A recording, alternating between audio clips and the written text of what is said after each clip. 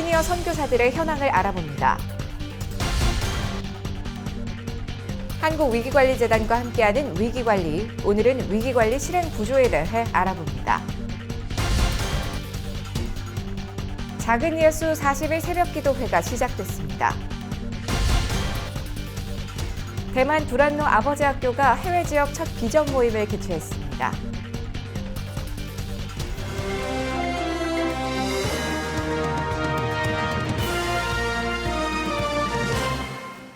안녕하십니까. CGN투데이는 목회와 신학, 선교, 가정과 교육, 문화, 무슬림 영역의 심층 소식들을 요일별 섹션 뉴스로 전해드리고 있습니다. 화요일인 오늘은 선교입니다.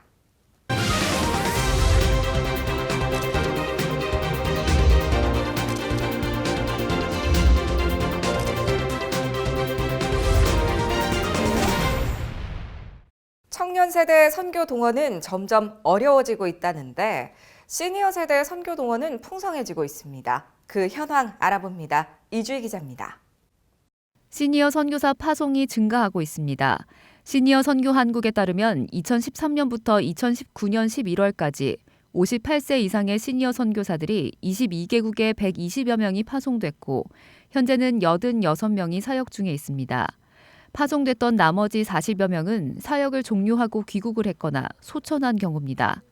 시니어 선교 한국은 서울 경기를 비롯해 9개 지역에서 현재까지 57회에 걸쳐 시니어 선교 학교가 열렸는데 총 1,775명이 수료했습니다. 그중 4.67%인 84명이 현지에서 선교사로 활동 중입니다. 이는 경험과 인맥, 전문성이 있는 전문인 선교사를 요청하는 선교지의 요구와 총체적 선교를 지향하는 오늘날의 선교 현장과 맞아떨어져 생긴 현상입니다. 통계자를 살펴보면은 한국선교연구원이 조사한 154 선교단체 중에서 작년 한 해 동안 소속 선교사의 숫자가 증가했다고 하는 단체는 69단체밖에 안 되었습니다. 그 증가한 내용을 살펴보면 20, 30대 젊은 선교사들이 많이 합류해서 증가했다기보다 많은 비중이 이 시니어들, 은퇴를 하고 선교사로 헌신한 이 선교사들의 숫자가 많아져서 증가한 것으로.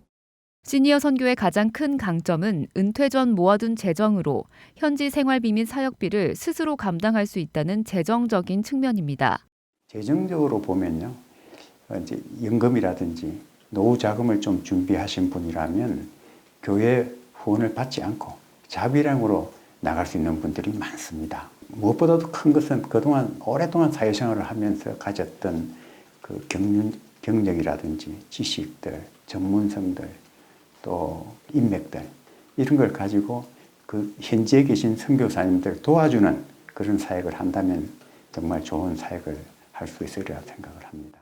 반면 선교지에서의 경험이 없어 현지 사역자들과의 협력과 화합이 쉽지 않다는 점, 언어 습득이 어렵다는 점 등이 한계점으로 꼽힙니다. 이를 위해 전문가들은 시니어 선교사들이 먼저 국내의 이주민들을 섬기는 과정을 거칠 필요가 있다고 말합니다. 전반적으로 이렇게 보면 젊은 분들에 비해서 언어 습득하는 데 시간이 많이 걸리는 것이 사실입니다.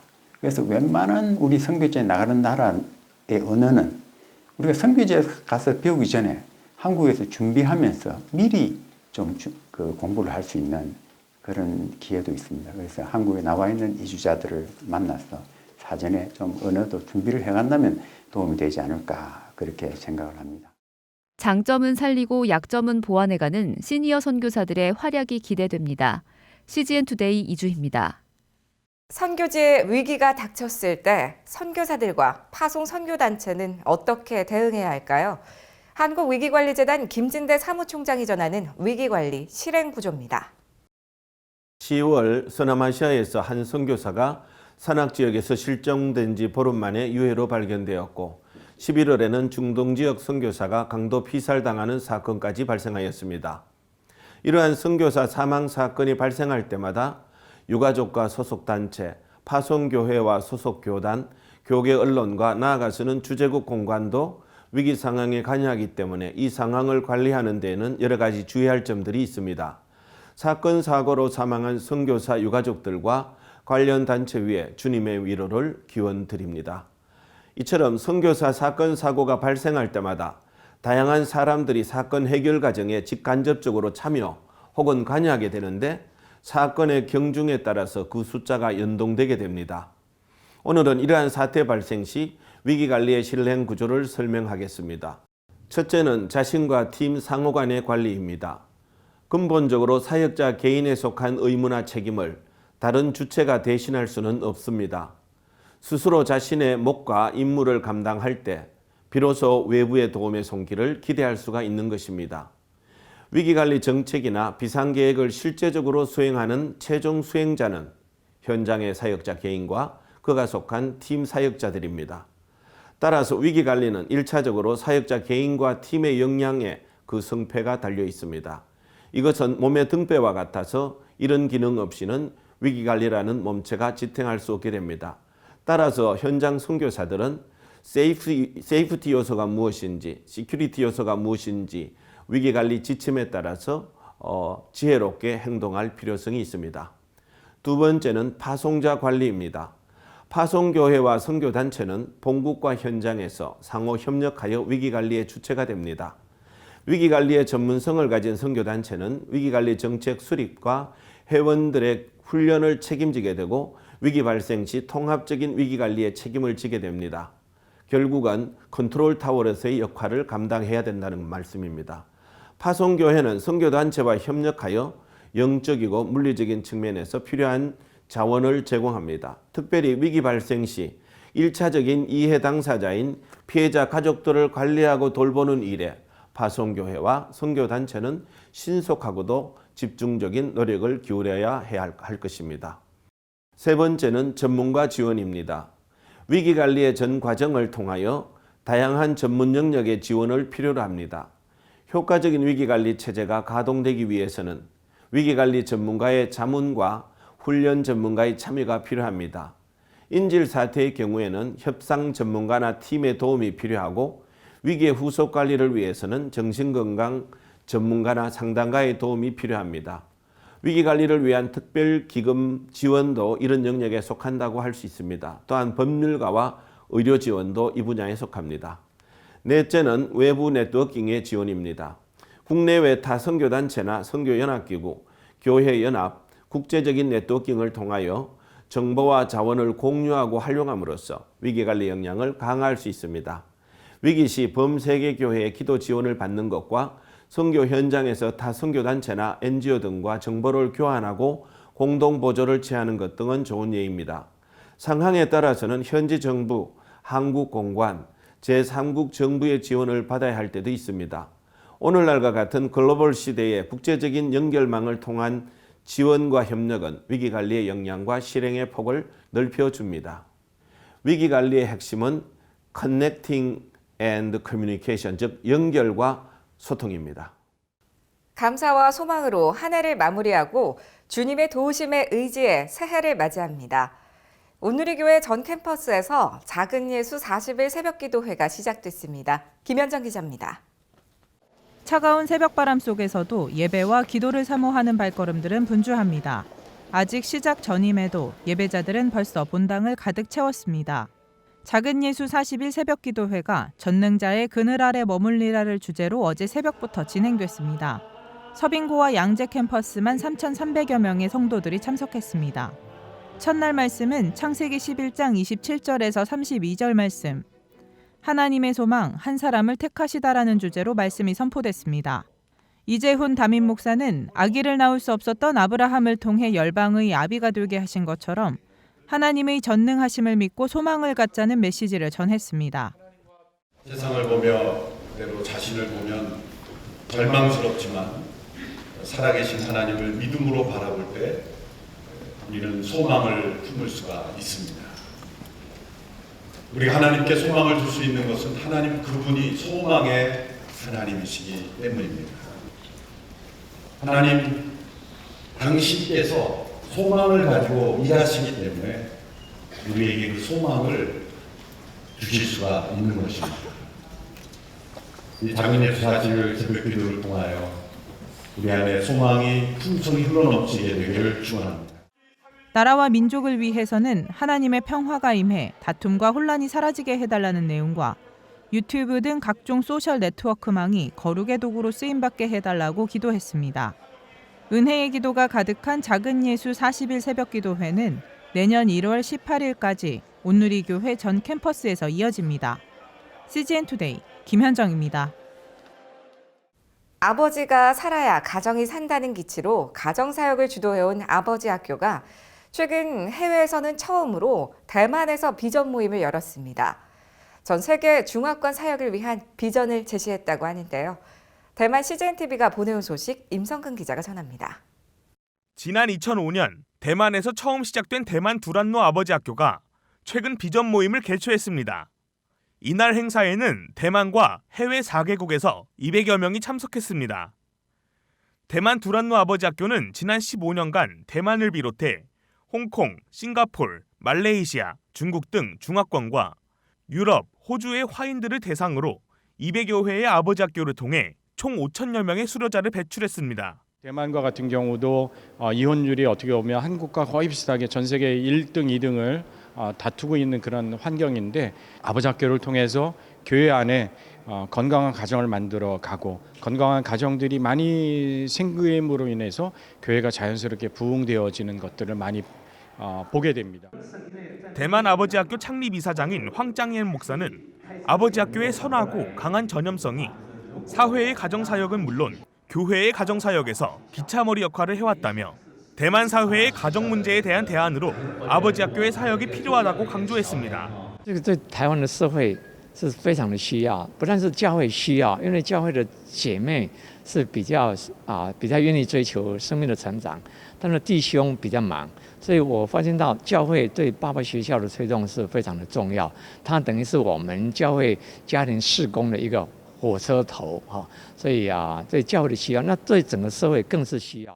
아버지 학교, 어머니 학교와 교회 성장이라는 주제로 열린 오전 세미나에선 신주링량탕의 마오치지의 담임 목사는 아버지 학교를 통해 교회의 목양과 전도가 한층 심화됐다고 말했습니다.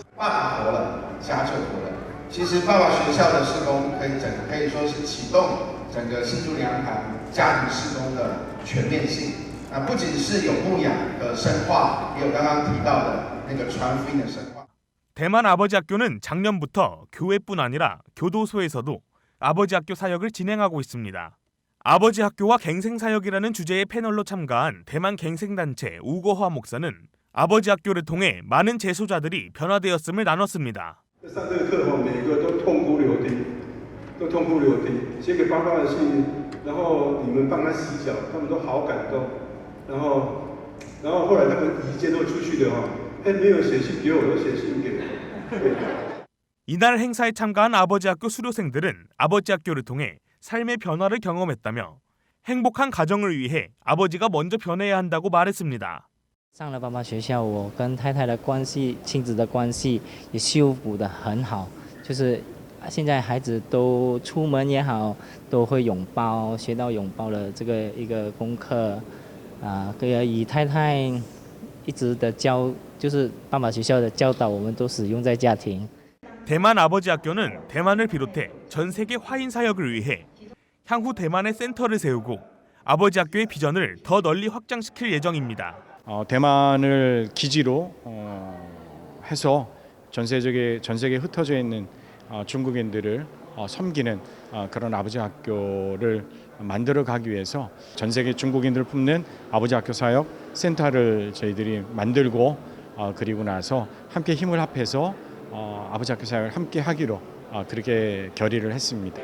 한편 두란노 아버지 학교는 전 세계 75개국의 300여 개의 도시에서 크리스천과 넌 크리스천 구분 없이 40만 명의 수료자를 배출함으로써 가정을 세우는데 큰 역할을 감당하고 있습니다.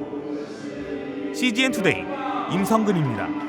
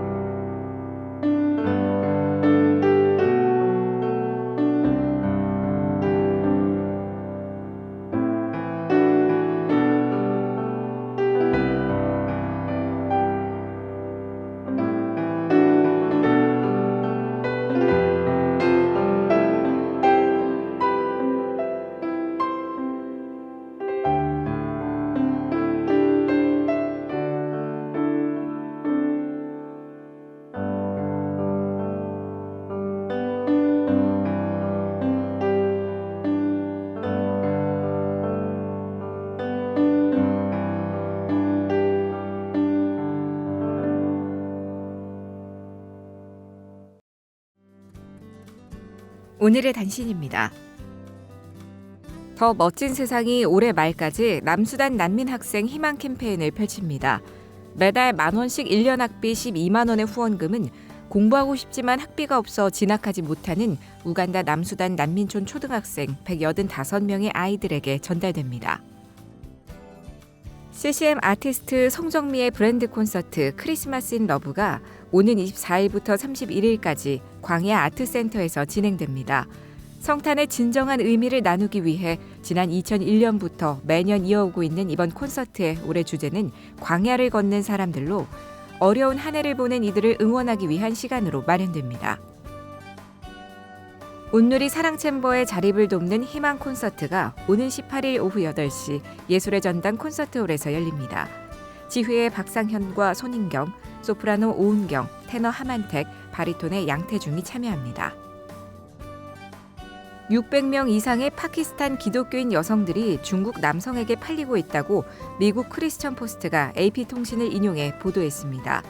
이들 대부분은 가난한 기독교 가정 출신으로 중국인 남성과 결혼하는 줄 알고 갔다가 감금돼 폭행당하거나 성매매를 강요받기도 하는 것으로 알려졌습니다. 파키스탄의 기독교 가정 출신 소녀가 표적이 되는 것은 이슬람이 주류인 사회에서 가장 가난하기 때문인 것으로 전해집니다. 글로컬 선교 교육에 관한 모든 정보를 CJN투데이가 발빠르게 전해드립니다. 시청해주셔서 감사합니다.